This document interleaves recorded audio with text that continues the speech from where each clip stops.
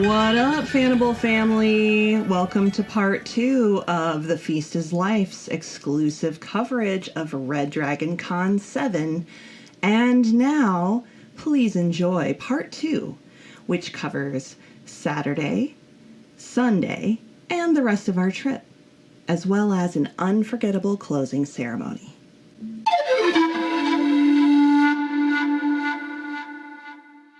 Picking it up on Saturday morning, I guess. Saturday morning. Let's talk about your dream. Yes. Well, you are my dream, but we had no clue what we were going to do for our photo op. Like, should we try to do a meme? Should we just ask him to choke us? Do we stand there awkwardly like it's a family portrait? Are we going to be touching him in any way? Like, we don't want to be weird, but what's going to happen? Like, you know, obviously, yeah.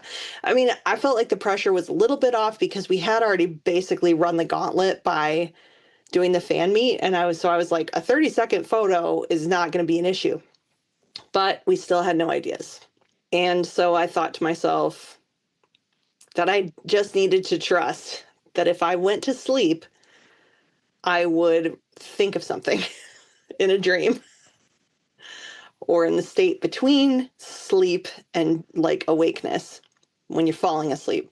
And it was in that twilight state of hypnagogic imagery that as we lay down to sleep after recording, I had a vision. Essentially, the thought was, okay, so in Vegas, you can get married by a Dolly Parton impersonator or an Elvis impersonator. What if we got married not by a Hugh Dancy impersonator, but by literally Hugh Dancy? So we have a Bible in the hotel room because all of them have Bibles. Not that we packed a Bible. That was it. And so I kind of woke up sometime after we'd gone to bed, and I just like went over to the desk and I grabbed something to write with, or maybe it was a note in my phone, and I just wrote it down really quick so I wouldn't forget, because that was a very real possibility. And then we woke up the next morning and I said, hey, I thought of something. Came to me in a dream. It was foretold. It was as the prophecy foretold. So that's what we did. That's what we did, and it's pretty iconic. I'm proud of it. Trying to kind of put myself back in that situation. So we're waiting in line, and we hadn't really like packed outfits to do this at all. So we were just like, okay, what do we have that looks the most wedding-ish? And you had like a pink outfit with like lace on it and stuff, which was definitely giving like a wedding vibe. And I had like a Little House on the Prairie looking thing I put on. So it was kind of like a flower child wedding kind of a thing, which made sense, I guess. We were wearing our crowns with our horns and our flowers. Mm-hmm. So we were definitely distinguishable as fannibals. We're in line, and we've got...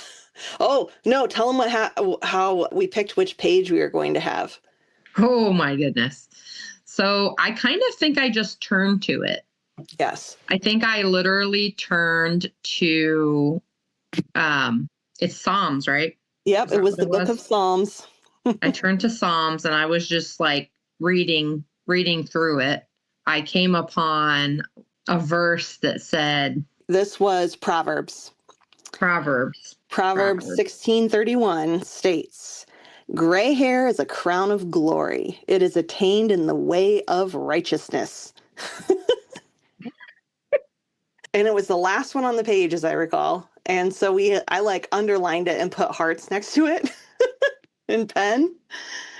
And that was the part in the Bible we had it open to when we handed it to Hugh. And so, yeah, but that was completely random. We basically just kind of flipped it open and saw that.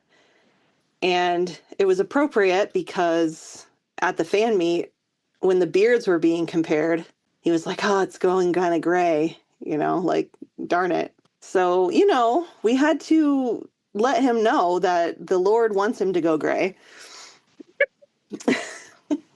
So just so everybody knows.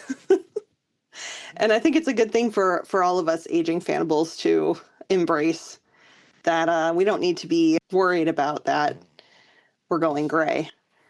The Lord said it was good. Yeah, the Lord said it was good. Some translations read, "Silver hair is a beautiful crown found in a righteous life." So that's cute too.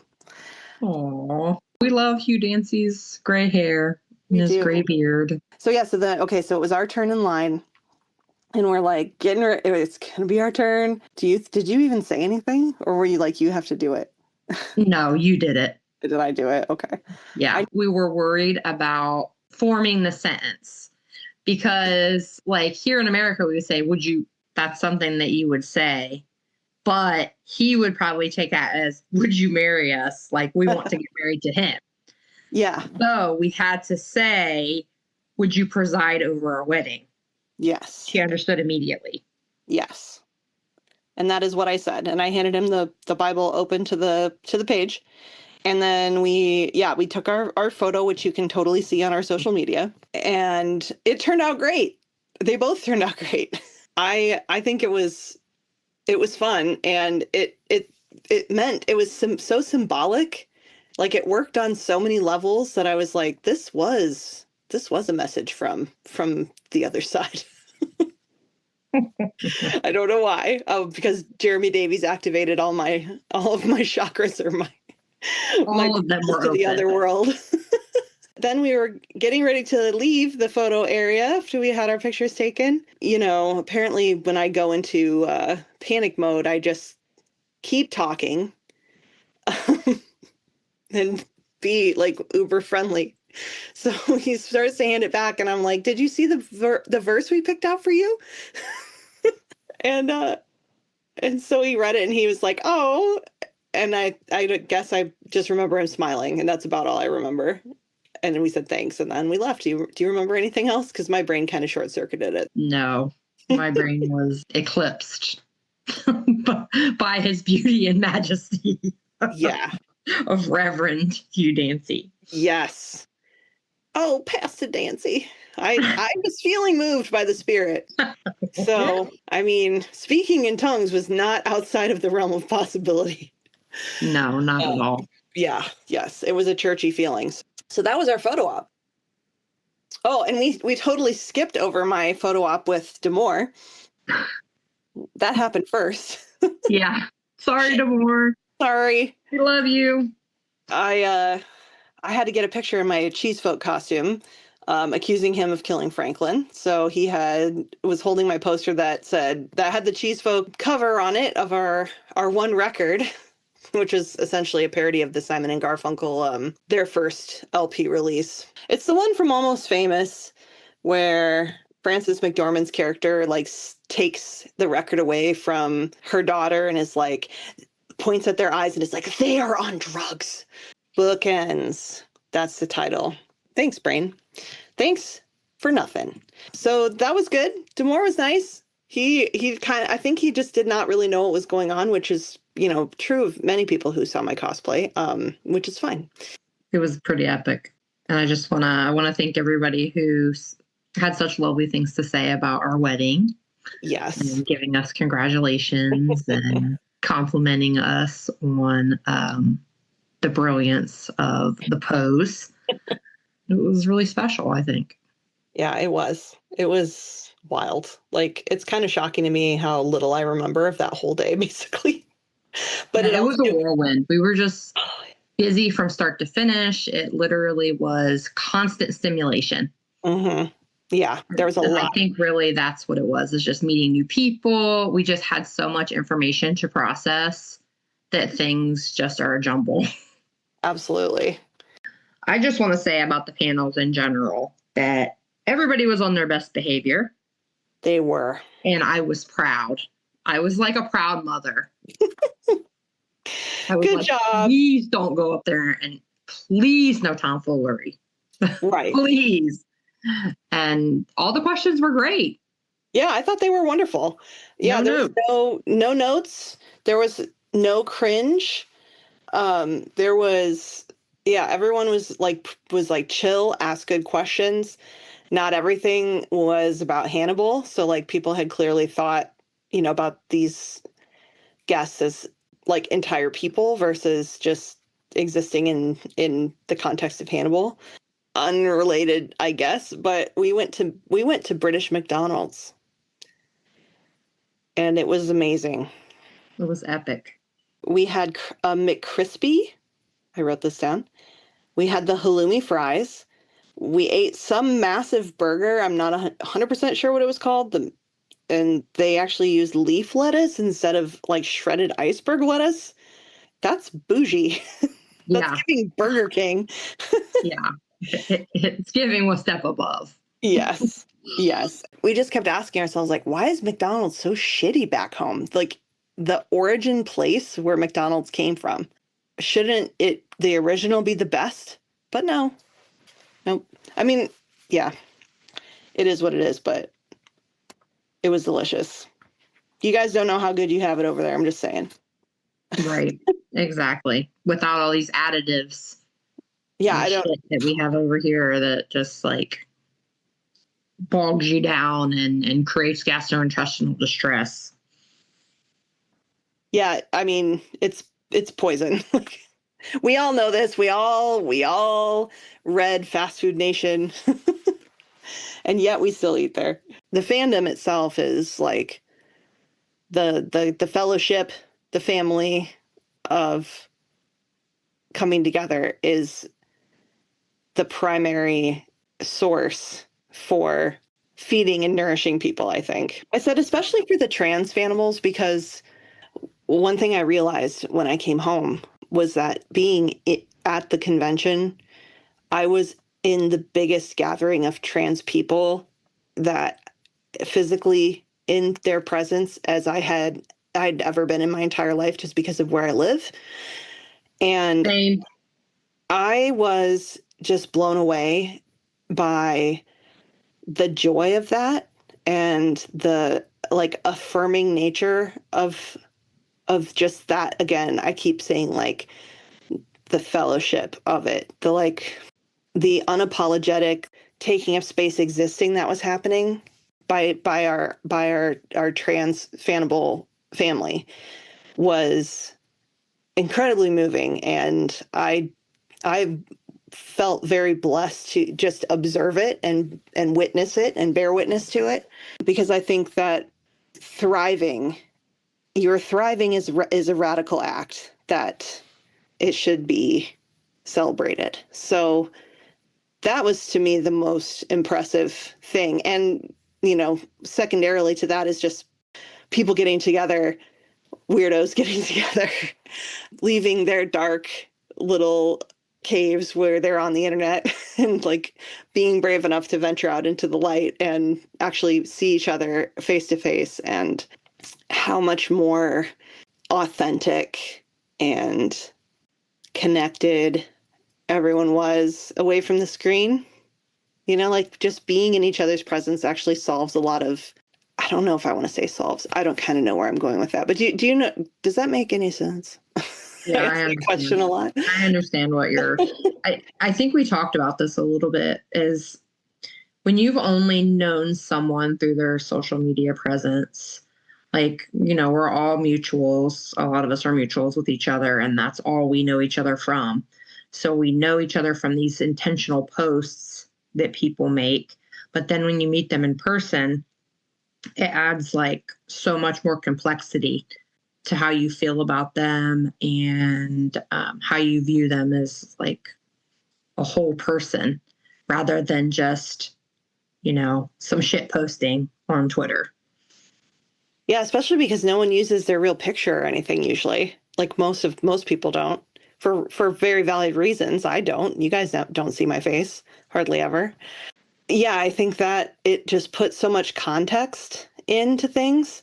So even if you'd had, incredibly positive experiences with someone online, just meeting them in the flesh too, it just saying stronger isn't the right word. It's more like nuanced, I guess, or authentic, or I don't know. Language is not working well out of my mouth right now, but yeah, I think so many problems in the fandom would be solved if people could just teleport to talk face to face, even though nobody would, because that's awkward. But you like get into the situation where like all of us are together, and it's actually pretty inspiring to see. And it's kind of like, meeting people and kind of saying, "Oh, that's you," this is the username that I, have conversations with, on a regular basis. It's kind of like opening a present, honestly. Just like peeling back the layers of the onion. Not to use a Shrek reference, but that's that thing we saw off the boat. What was it called? Shrek the Experience? Yes. Goodness. I kind of wish we'd done that. Would have been I'm like, what are we going to experience? So we had some panels. So random, but I wrote down Ellen stole a pair of sweatpants from the Hannibal set. Yes. And she still has them. She still wears them, and they're like falling apart. I love that so much. Yep, they're her comfy pants. That's so amazing. I'm trying to think if any of the questions really stood out to me or any of the answers really stood out. It's kind of like a blur, to be honest. Yeah. It's hard to pinpoint. Like when we were in it, it was just like full tilt, no holds barred. Next, we can talk about the costume contest if we want to talk about that. Yes. How could we would be remiss not to discuss this. Oh, God. So first of all, Winston totally is coming on the show to talk about the costume contest. So the costume contest could be its own episode. Exactly. The costume contest, it happened, and more to come. Because I feel like that honestly deserves a whole episode in and of itself, because it was a moment for the fandom. It was, I don't even know. This was like, I don't know, what's something amazing that's happened for like a group of people. Like this was our God. It was our Roman Empire. Right. No, exactly. Is that what that means? Because I honestly don't know. The meaning was just so deep. We will have Winston's dad, winner of the RDC7 cosplay competition, on for his own solo podcast. Yes. We'll interview, and we'll get all of the behind the scenes juicy details. And also just saying, if you think that Winston is incredibly brilliant and a wonderful poet and an absolute baddie, do you know what Winston's dad does? Winston's dad is one of our patrons. So if you want to be cool like them, don't miss out. Join the Patreon. Exactly. And be cool. Enough said. Yeah, enough said. So celebrity endorsement for our services. You should also join. So then Sunday happened. I just wrote down Sunday. I know we had panels, and I know that we almost missed the closing ceremony because we went to the White Hart Pub, a Sunday roast, and it took forever. I wonder how long we were actually there. Well, we were there for an astronomically long time. Yes. And I'm not like a patient person by any means. Like, I'm not going to Karen out on somebody because I know it's not the fault of the servers, but I was like, isn't the roast supposed to be like the thing that you just kind of have in the back and you just serve it, and then because it's ready all the time? I don't know. When I went inside to go to the bathroom, there was like 30 people in these other tables. It looked like a family reunion, or like everyone went there after a wedding or something.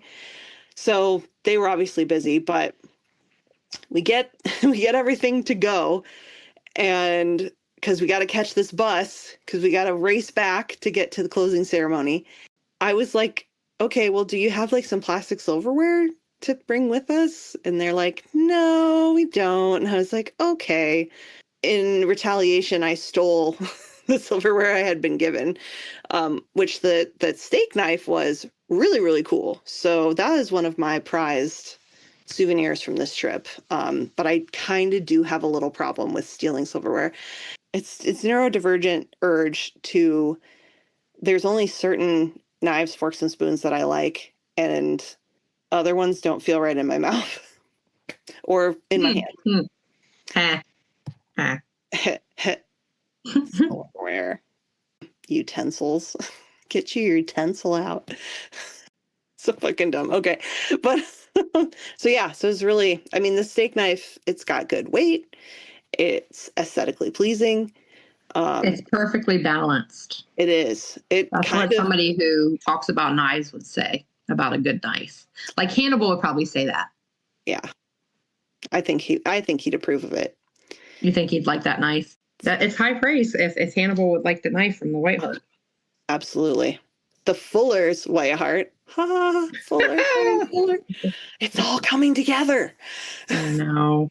It's just, I feel like once you get into this fandom, you see it everywhere. Yeah. It's kind of like, I don't know, like to a fault almost. I feel like now I can make anything be Hannibal related, which we will talk about shortly. That's how conspiracies occur, conspiracy theories. Once you start seeing it, you're looking for it, it's like confirmation bias. So like suddenly everything is like the Illuminati. Like, oh my God, there's a triangle on that. It's got a circle in it. It's probably an eye. And oh my God.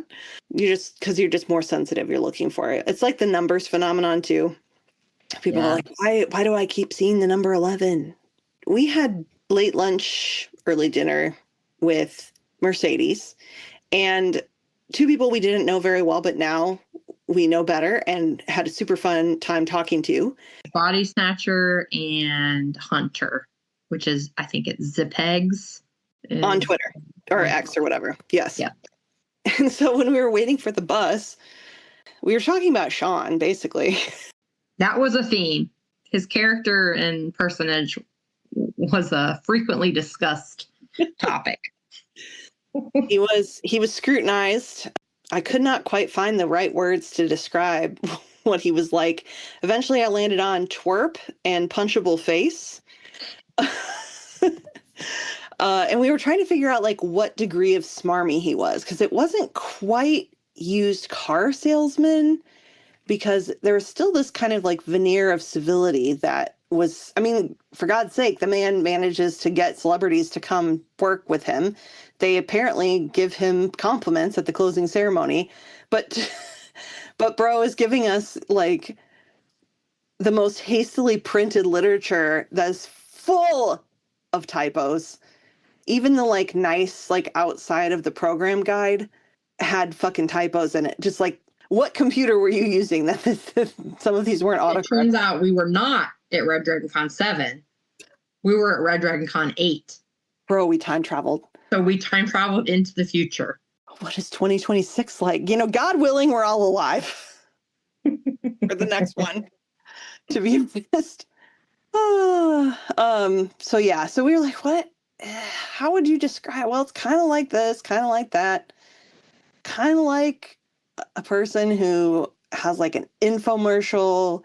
They think it looks really slick and, you know, well produced, but it's really just, the more you look at it, the cheaper and worse it looks. And somehow somebody, I think it was me, but I don't know, brought up the parody commercial for an establishment known as Jones Barbecue and Foot Massage. Jones Barbecue and Foot Massage. And somehow we kind of decided that was sort of the vibe. In a way, even though I don't know, it made sense at the time, just like Cheese Folk made sense at the time. And that led to some discussions about, people challenging me, challenging my abilities to write any AU. And I accepted that challenge. You stepped right up to the plate, and I think you hit it out of the ballpark.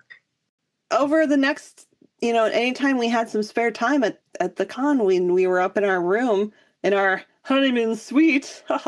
And this was actually lovely. Like, this was really fun. And God, if we only lived closer, we could do this anytime. We like laid on the bed and just brainstormed this Jones Barbecue and Foot Massage AU story. And I just started writing it, and we were just like adding things to it in real time and like reading bits after we get it written. And it was just so much fun. Basically, it's giving what we did was basically consummate our marriage. Basically. To the dulcet tones of Jones Barbecue and Foot Massage. That's like our wedding song now. Certainly memorable. It is certainly memorable. We'd be walking around somewhere else doing something totally different, and all of a sudden one of us would be like, Jones Barbecue Foot Massage. Anytime there was a lull and your brain was allowed to like do anything to wander, it was immediately going back to the jingle of jingles, or saying things like, edible and friable, I'm going to make it delishitable. By the way, the story is called Success is the Rule, and it is on AO3. So if you would like to read how in the hell did Jones Barbecue and Foot Massage work in as close to canon as possible Hannibal universe. But please watch the commercial first. Yes. Because everything will be illuminated. Yes. With the commercial. I mean, even if you didn't, it would still be weird, but and fun. But watching the video, I mean, it's a very popular meme. The whole commercial is on YouTube, and there's a link on AO3, or if you Google it, you'll find it. So yeah, run, don't walk. To the computer. It's weird. So Jones, the comedian that plays Jones, was actually a professional football player, per my husband. Really? I got a little bit more into this because I'm interested in this, how he went from professional football player to comedian. It's pretty interesting. Ah, there's your deep dive. Yeah, I know. Not the Jones Barbecue and Foot Massage deep dive. That's so weird because there's a football reference in the story later on. So weird. Random. Everything just triangulates. I'm telling you, Jeremy activated my latent psychic powers. I actually believe that. I'm a believer of this. I'm a believer and a worshiper at the Church of Jeremy Davies. So I would join his cult so fast. I was already like, I didn't even need convincing. I'm ready to sign up. No, seriously. Like, I would be pushing other bitches out of the way to be the first one to sign up for his cult. He's a very special person. He really is. He really is. We joke, but honestly, like, kind of a little bit, like, mid-seriously. Like, I'd find a way. Because I feel like you probably could say it a little more eloquently than I could, but there's something so powerful about him and his presence. Yes. And I feel like the way I felt in his presence and hearing him speak, just like within my body, is how followers of cults would probably feel about their leader. Yeah, the cult of personality. I don't know, but like then you watch like footage of like Charlie Manson and you're like, really? Like hot girls like this guy's a loser. But anyway, I don't know. Maybe it's just us. Yeah, maybe. You know, I think that a lot lately. I've been being more reflective on myself and kind of trying to call myself out on certain things. Maybe I'm the problem. I've been starting to feel that a little bit more. Maybe I'm the problem. Yeah.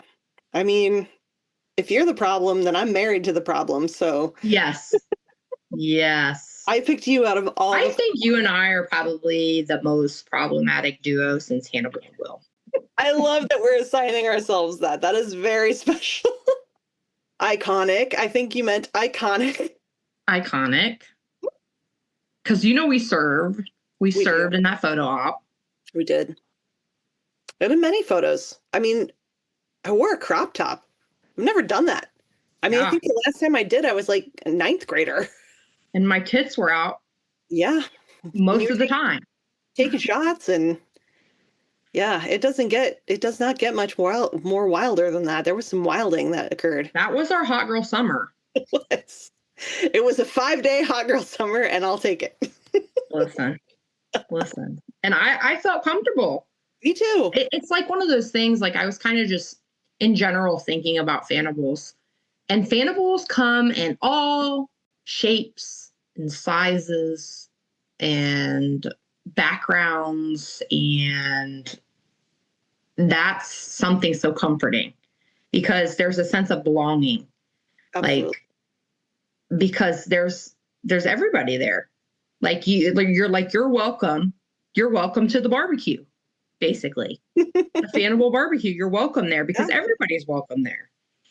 And you just feel the sense of belonging because there are people like you, and even though you may be different, you may wear different clothing, or you may have a different accent or different sexuality or different gender, that deep down you guys share the same love of Hannigram that we all do. So there's a little treasure trove, that little gold nugget of, this is something that we can discuss. This is how we can come to the table and become friends and make a relationship. That must be, do you think that that's what sports is about and why people Yes. sports and talk about sports? Yes. Because it never made a lot of belonging. sense. It really is. It's belonging. It's like, you know how we cheer for Hannibal and Will? Like we write these fanfics where they live and they live and they love and they create family and memories. Like we're cheering them on. We're cheering them on so they could be our sports team. Yeah. Like their relationship is our, I don't know what we're going to call it, whatever. Like it's similar, I feel like. That we have something that we're supporting, and we all see, the importance of that. And then we come together and, share in that. And I think that's what sports is, honestly, is standing behind somebody and being happy for somebody. Or even just having a common vocabulary, Yeah, because just like, the ladder, like you say the ladder to this fandom, and we know. Everyone knows what you're talking about. We know what that is because we have like these phrases, It's like a lexicon. Exactly. They should publish like a Hannibal lexicon. That would be really interesting. That would be. Like if we could have everybody vote on like what the top whatever most iconic. Because like if there's a quote from the show, we immediately know what it is. Right. But think about, even things that we've all kind of like, without meaning to, it's been accepted into lexicon, like salmon shirt of seduction. We all know what that means.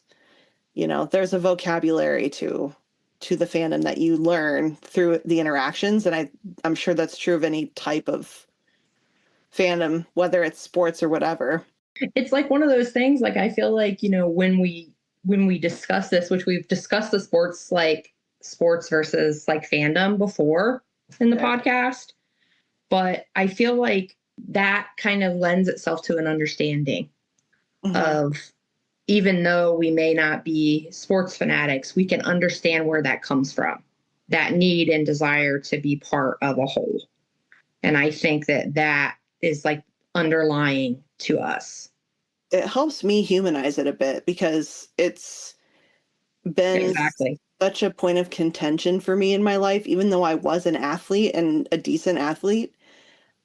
Like growing up in my family was very much about college football and baseball summer and all of the sports that I played, my brother played, mostly him, and my parents, and like they had that vocabulary and connection, and I wasn't interested in that really at all. So they'd be like, oh, well, Farron's did this and blah, blah, blah. And I'm just like, I don't know who these people are. Or just the vocabulary of the sport and understanding how the game works. And there was I felt like an outsider and the weirdo for just not. And I would try to get into it. Like I was massively into the Chicago Bulls during all of the NBA, the championships and Jordan and all that stuff. But so was everybody. But as I got into middle school and fully into the like goth alternative kid thing, it was almost like you have to be on one side or the other. Like you either like sports and you're a total like lemming poser, prep. or you were cool and you were into, vampires and stuff. And what I'm coming to learn as an adult and through this, discourse is that, like, none of us are like above those basic desires to want to have a community. And so I get why people want to engage with that. And if it's authentic and they're not just pretending to like it in order to find that community, which, I mean, obviously no judgment, I guess, if people want to do that. I just would hope that they would choose to be themselves and not just try to fit in. I feel like it's all part of identity and like learning to love yourself. Like I just know that for me, when I went into my goth phase, I got rid of everything that I had that was flower patterned and paisley patterned in color. So I just had literally trip pants from Hot Topic and band shirts. Yep. And stuff with the NRKA on it. And I thought that was who I was. But right. Now I'm able to embrace that side of myself, and also the crazy color patterny kind of, hippie girl, aesthetic that I have now. So I feel like, it's all about growing up too. It took me a long time to realize that I didn't need to be in one box forever. Yeah. No, that's absolutely right. And then I think the us versus them type mentality that I had was like in college too. You're like, oh, I'm like a cool kid. I'm not like those posers who are all like lemmings, like they don't even think for themselves. And right. Like, oh, they just like football because everybody does. And that's just, not for real intellectuals and whatever. And just like that sort of like, I'm insecure, so I'm looking down on other people thing. And if you think about it in a wider sense, like understanding why people do things because you felt it yourself and you can like look through that lens at their behavior. I guess that's empathy, folks. That's empathy. Yes, that's empathy. It makes me understand better things like religion is not for me really at all. Not into anything that involves, being with other people when I'm experiencing connections to higher powers if they exist. Like that's just not, I don't get it. I don't understand why people need it and lead on it, or I didn't until I got older and started understanding a lot of the reasons why people want that community. And it's for similar reasons to the reason why we want our community. So there's really not that much of a difference in the basic desires that people have. And so that, I think, softens me towards people more. Exactly. I'm soft. You guys know this. So the closing ceremony.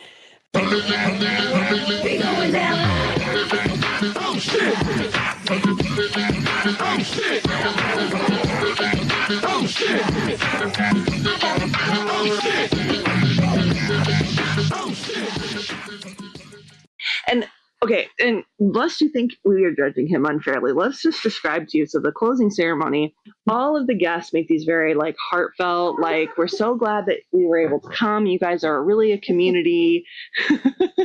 Dream's over there. She's like, cannot keep it together. Just like, the Fannibals are a great group of fans, and they all felt so welcome. They were so glad to be here, blah, blah, blah, blah, blah.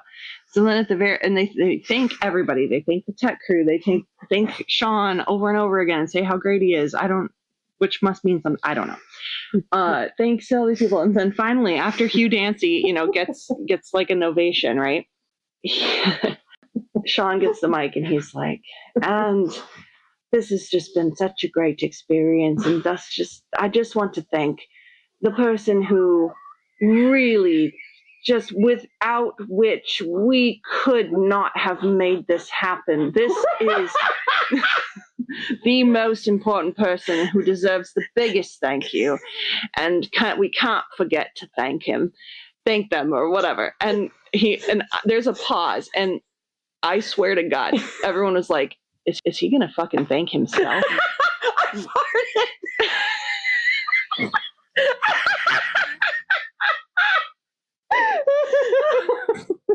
This is typical Dream and DV antics.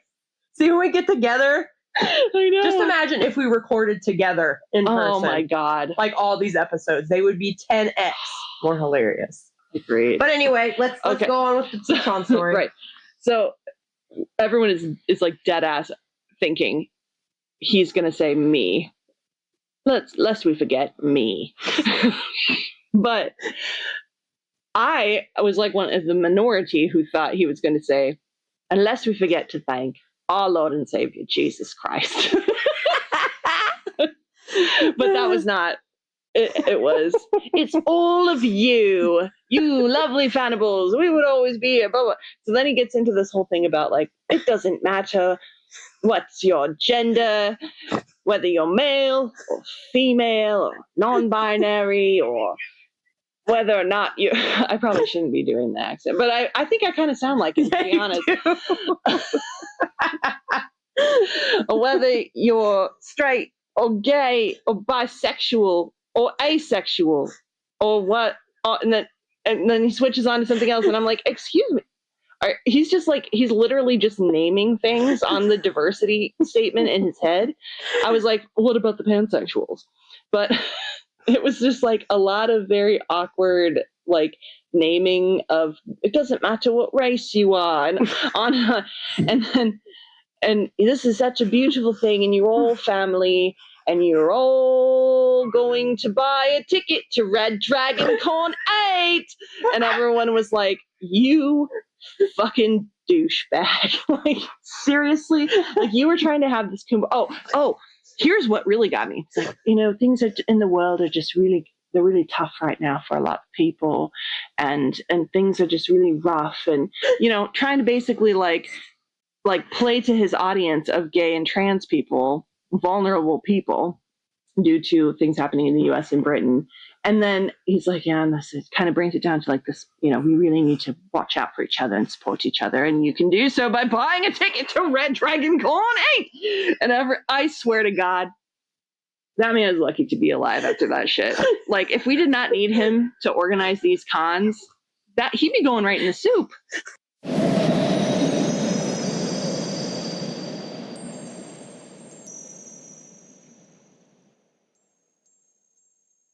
Tell us about the Hugh Dash. Oh my goodness. So Hugh says goodbye first, gives his thank you to everybody, including Sean and the fans, of course. And he runs off the stage. Not runs, skedaddles. That is the word.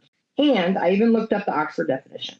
A hasty retreat or departure, which is definitely what he did. Really comical. He cheesed it. Yes. He was out like a light. Yeah. Yeah, no. He was Audi 5000. Audi 5000. He said deuces. Yeah, deuces. Was he the first person to say? I felt like he was the last. I thought he was the first person. I don't remember. Or maybe we don't remember a lot. There's a lot of things that we might have to verify some of this triangulate our data with some other witnesses.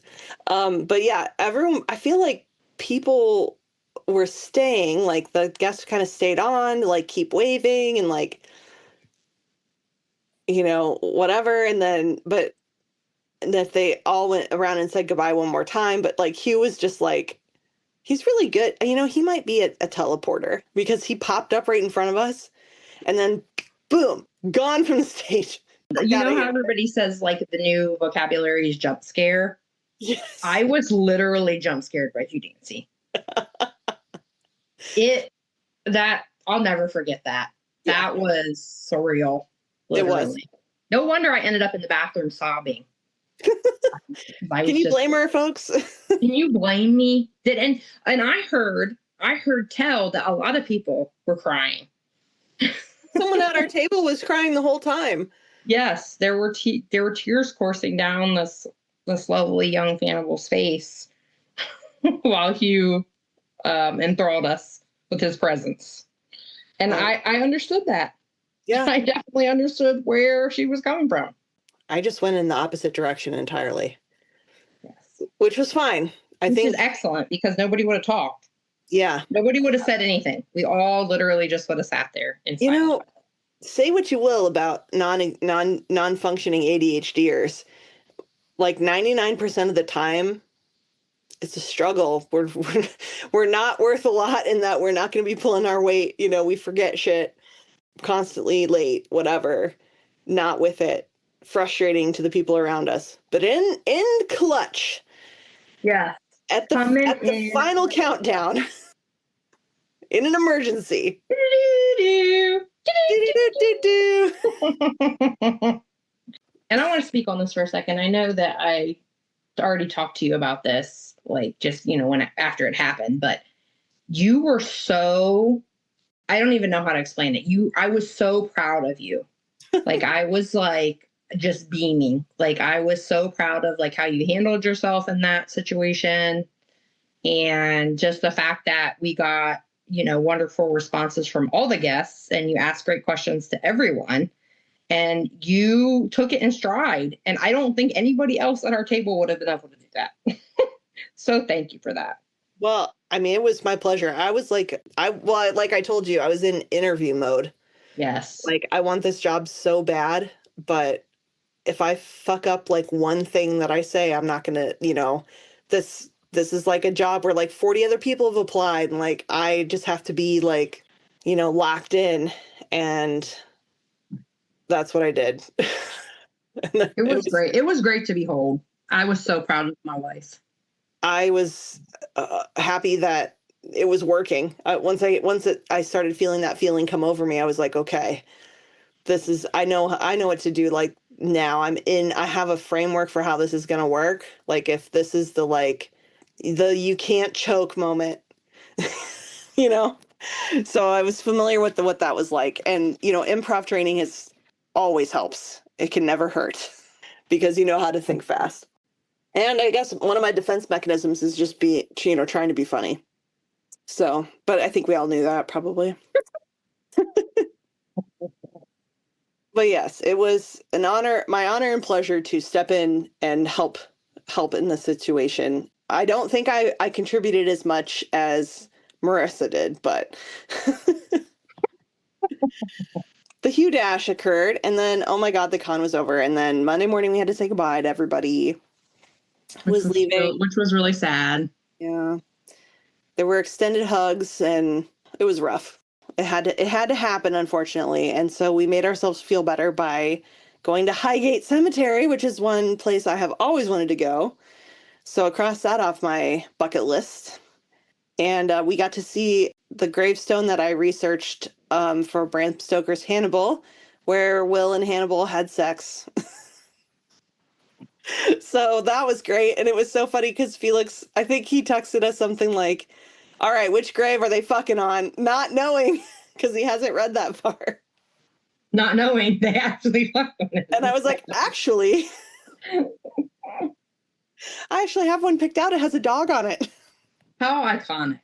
Yeah. And you got a photo next to it. I did. Which is really cool. Yeah.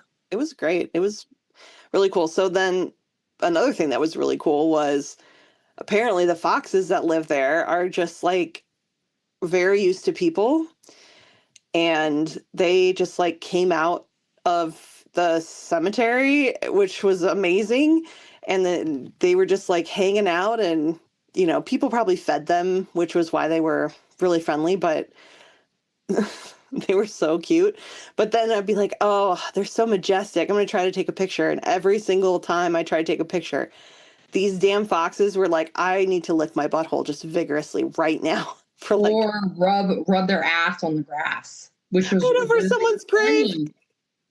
They were butt scooting over the dead. Butt scooting. It just, they reminded me so much of dogs. Yeah, absolutely. It was really bizarre. They might have had worms. It was really magical. Like I didn't think that going to Highgate Cemetery we would experience that level of interaction with foxes. With wildlife. Yeah, that was cool. Yeah, that's like really special actually. Yeah. I thought that was, and it was cool because like they didn't like come up to you. It wasn't like you could pet them or anything, but they weren't scared. And they just kind of gave people their space, and people gave them space. And it was like just the shared little community. Hung around, probably waiting for someone to drop French fries. Right. Exactly. They were like, I'm here to get my snacky.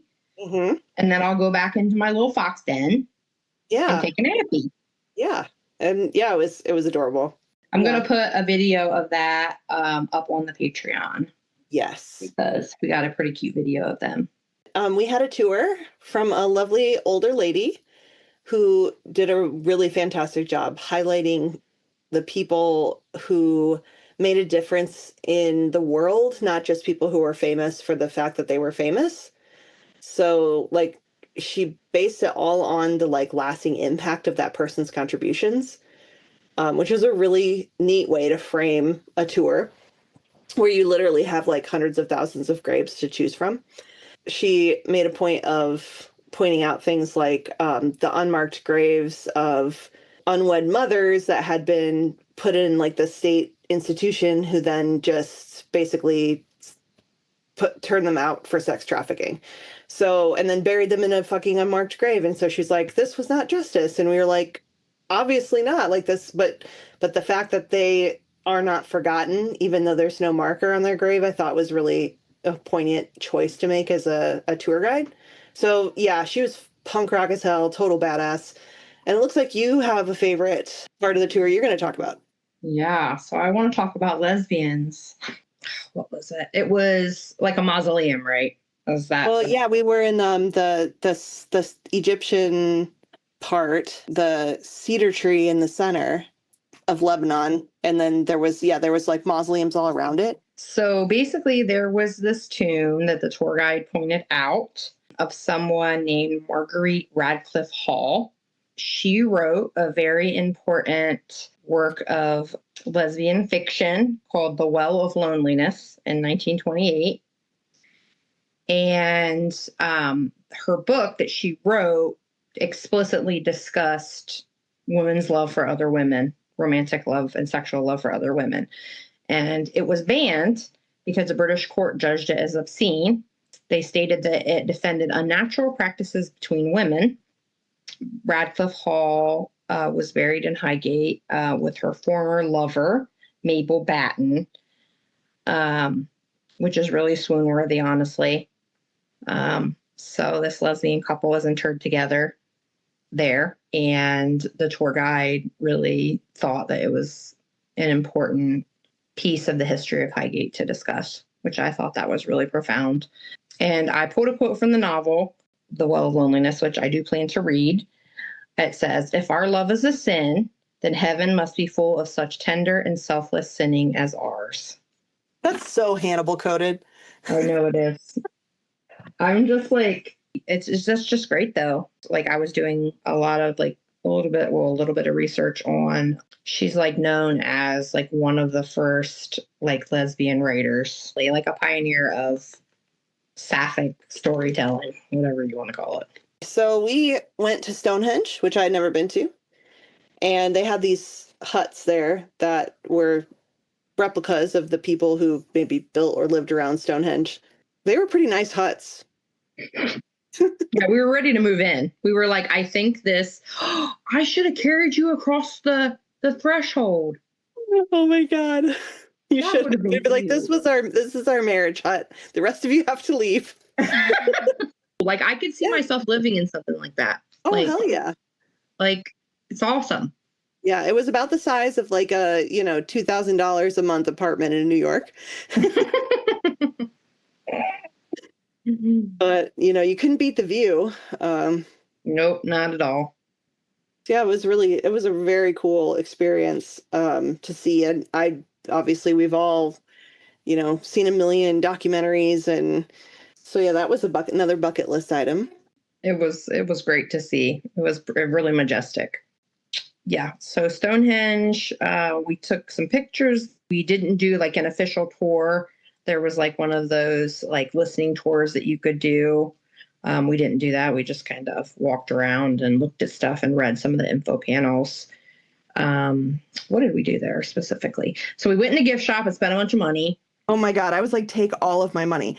I will have you know that my Stonehenge pajamas fit perfectly. I want to do like a boudoir photo shoot with my Stonehenge PJs.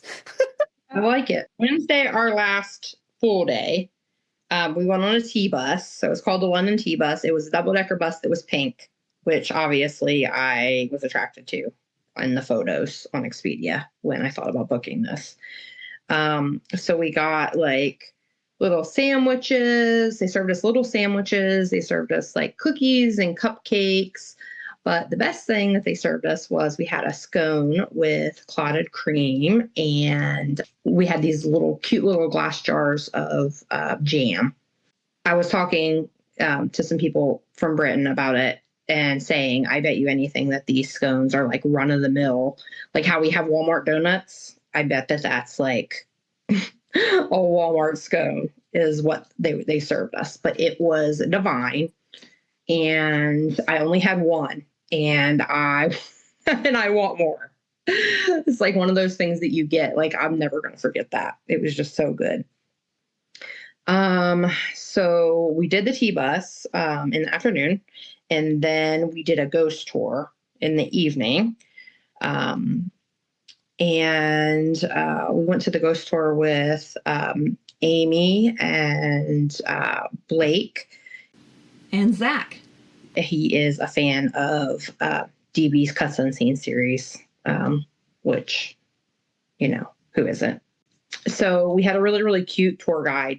He was kind of the shorter guy, but he was actually super interesting and was able to engage with the crowd. There were some other Americans there. It was fun because we got to take an Uber boat. So it was like an Uber, like on the Thames, there was these things called Uber boats. And we took one. I think we were probably on the boat for like 15 or 20 minutes, but it was epic. And what did I drink? We got like these little mixed drink cocktail things. I think mine was probably a vodka cranberry or something. It was like Seagram's. So we had a little drink on there. And then we went to the Tower of London. We didn't do like a tour inside or anything. We just stood outside, and our tour guide regaled us with a few different stories. And then we went to dinner afterwards. I forget exactly where we went to dinner, but we can add that in. But it was pretty good. I got some kind of duck stir fry or something. But I do want to backpedal a little bit before. So after the T-bus and before the ghost tour, we decided we were going to get a drink to like kill time and also to use the bathroom somewhere, because those bathrooms that they have on the streets, the one that was closest to us was not in service. So we went to this fancy restaurant/bar, and I knew right when we walked in that we didn't belong there. It was so bougie and over the top. I was like clutching my pearls, my fake pearls. And we ordered drinks. DB and I both got a drink, and they were like $30 American a piece, which is more than I'd ever spent on any one drink in my life. It was cool because they had like shaped ice. Like they had, I think DB's had like a cube ice, and I had like I think it was like a rectangular piece of ice. So that was a big deal for me, being a hillbilly who doesn't know about these type of cultured things. So yeah, Wednesday, and then Thursday, sadly, was the day that we went home. It was sad. I think our flight left at like noon, England time. And once again, we were sort of unable to sleep. I know DB didn't sleep at all, but I definitely slept a little bit. I got a little bit of shut-eye. So we flew back together to Chicago, and then we said our tearful goodbye. I barely made it to my flight on time. I think they were boarding probably like the last boarding party when I got there. So thankfully I got on the flight and made it home to Ohio, and DB made it back home to Iowa. and we were parted, and it was intense, and I miss her already. That's what I thought immediately when the plane went up. I thought about how much I miss my fandom wife.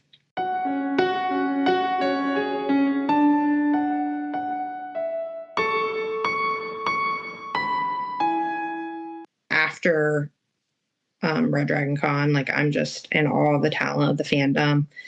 You know, the art, the writing, you know, the camaraderie that everybody had over the weekend, you know, the new relationships that were made. You know, and I wrote down, we were seen and we were known. So that's how I felt. And, you know, it was really the experience of a lifetime. And I'm so glad that I got to do it. And I'm so glad that my wife, DB, was with me.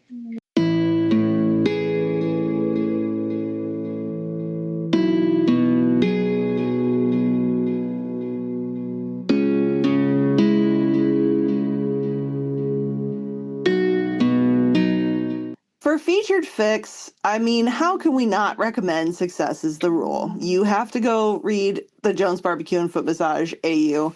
And Sarah and I were talking about maybe doing a challenge called August, like August, but the AU. And then, I mean, August is coming right up, so who knows if we're going to have our shit together. Spoiler alert, we did not get our shit together. So the recording ends here, unfortunately, as our party was crashed by my 3-year-old. And the end of this episode is going to be recorded by me, DB, in my shitty basement. So sorry if the HVAC turns on in the middle of this.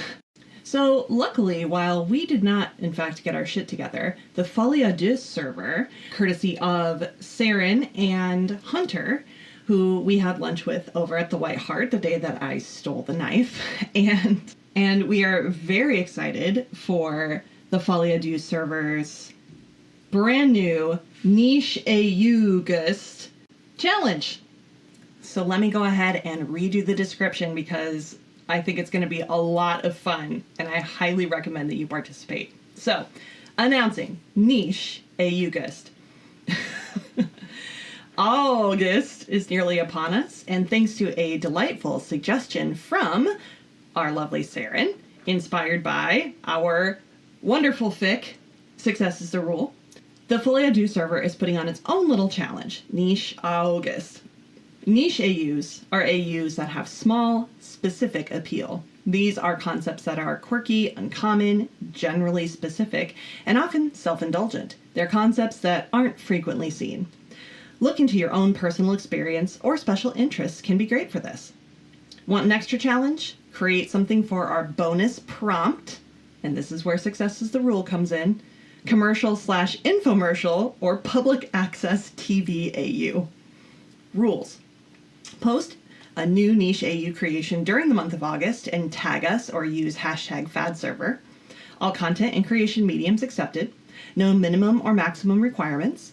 Both Hannibal and HEU content welcome. Late entries welcome. Optional challenge, commercial/infomercial or the public access TV AU. And I would love it if you would all join us there because that is the headspace that Dream and I somehow found ourselves in on our trip. Like, yeah, on the plane on the way home, I was writing the Jones Barbecue and Foot Massage AU. So you can find all of those links. I highly recommend that you just find the post on Tumblr. I have re-blogged it on my blog. So if you find my blog on Tumblr, Chilton's Basement, my username is just dbmars, all one word. And it's like the third thing down right now, the third posting down. And you can read all about it and go ahead and contribute. So reach back deep into your memories of your favorite infomercials. One of my personal favorites was always the Red Devil cooking set, which I believe was a portable grill that you could take anywhere. It folded up into a backpack, and you could cook a pineapple upside down cake on the side of a mountain if you wanted to. Probably something that Hannibal would actually really enjoy having. For when Will takes him on those long-ass fishing trips into the middle of nowhere and makes him traipse all around and find all the good fishing spots, he can still cook a delicious cannibal meal out there with his Red Devil cooking set. Plus, we know he loves, he's big on the Satan, either being Satan or admiring him. So yeah, Red Devil cooking set. But think about those late nights that you were awake with your friends in their basements, probably drinking like a 12-pack of Diet Dr. Pepper, playing D&D, and then flipping on the TV to the 3 channels that you got and enjoying an episode of Red Dwarf or Keeping Up Appearances or Faulty Towers late night on PBS, or any of the strange, surreal, half awake, half asleep fever dreams of infomercials. So yeah, that's a plug for a very fun festival coming up here in August that you should definitely participate in. If you enjoyed this episode more than we enjoyed staring at the back of Hugh Dancy's head at the fan meet, it'd be really super awesome of you to subscribe, leave a rating, and let others know what you think with a review. Just go ahead and log on there and just give us a little star rating.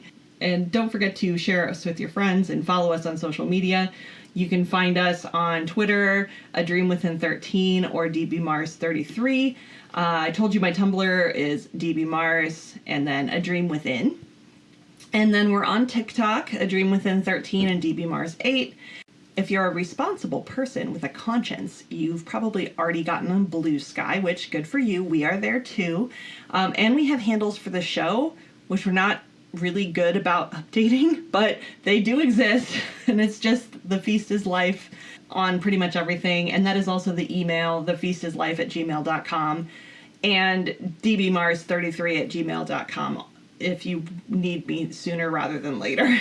We're just antsy in our pantsy for you to slide into our DMs. So by all means, anyone listening to this has an open invitation to get a hold of us. You can use any of these platforms to contact us with questions, suggestions of what you'd like us to research and talk about on the show, guests that we should feature, or if you're interested in sponsoring the podcast. So this ends part 2 of our Red Dragon Con 7 coverage, and part 3 will be on its way shortly. And there we will be shouting out as many of the amazing people we met that we can possibly remember. And yes, we have been in talks with Winston's agent about having him on the show to talk about the ladder. Thank you so much for listening. Remember, if you want to attract your hot cannibal therapist, have a sexy seizure in his living room, the feast is life, Fannibal family. Eat it and live!